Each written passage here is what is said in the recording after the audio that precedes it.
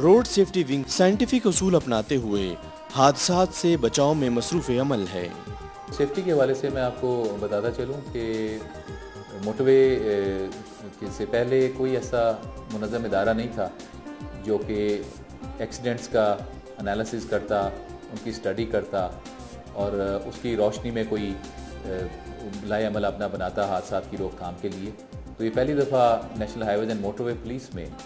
Road safety wing तख्लीक किया गया, जो कि इस वक्त AIG ट्रेनिंग के अंडर काम कर रहा है। और इसका काम यह है कि तमाम एक्सीडेंट्स जो नेशनल हाईवेज़ और मोटरवेज़ पे होते हैं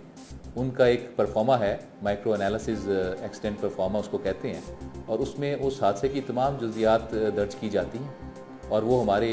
दफ्तर में वो परफॉर्मा पहुँच पाता है और उसको हम स्टडी करते हैं, एनालाइज करते हैं और उसमें जो जो मुहर्रकात होते हैं उस हादसे की उसके बारे में हम इन डेप्थ जाके देखते हैं। उसमें ड्राइवर की गफलत है, उसमें गाड़ी का मैकेनिज़्म है, उसमें कोई मौसमी हालात भी हो सकते हैं, उसमें रोड का भी कोई ऐसा मसला हो सकता है जिसकी वजह से एक्सीडेंट हो गया, ओवरलोडिंग हो सकती है, बहुत से मुहर्रकात हैं और उनको हम इन डेप्थ स्टडी करते हैं और उसकी रोशनी में हम लोग आज साहब हमारे नेशनल हाईवे मोटरवे पुलिस वो फिर वक्तन फ़वक्तन रोड सेफ्टी मुहिम शुरू करते हैं और हम टारगेट करते हैं एक स्पेसिफिक एरिया को कि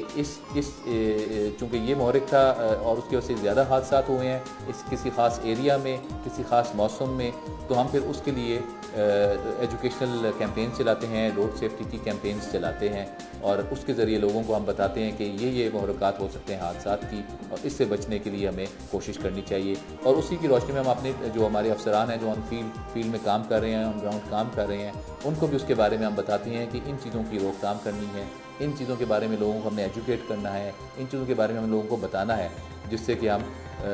हादसा से बच सकते हैं और मिनिमाइज़ कर सकते हैं जो इंसानी जान का और इंसानी माल का जो ज़िया है। रोड सेफ्टी विंग से road safety radio programs FM, AM और वेब रेडियो से नशर किए जाते हैं और बहुत जल्द रेडियो पाकिस्तान से मिलकर पूरे पाकिस्तान से मालूमाती प्रोग्राम नशर किए जाएंगे।